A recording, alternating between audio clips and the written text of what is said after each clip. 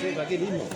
¿Dónde está Rosy? Dios Todopoderoso, fuente de gracia y corona de los santos, concédenos por intercesión de San Antonio, que al servirnos de estos bienes que te presentamos para que tú los bendigas, nos esforcemos por imitar esto que gustosamente celebramos y que podamos gozar en el cielo de la compañía de quienes son ahora nuestros intercesores en la tierra.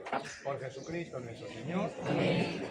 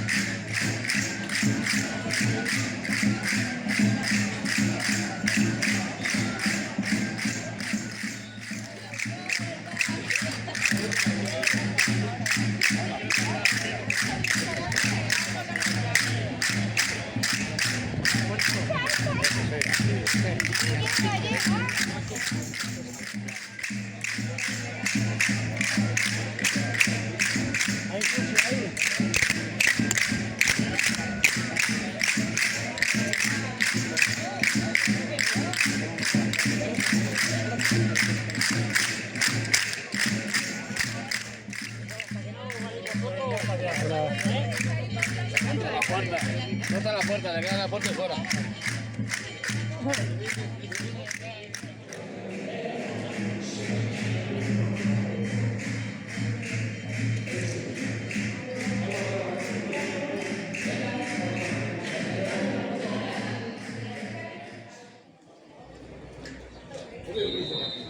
No, ve a la fuente.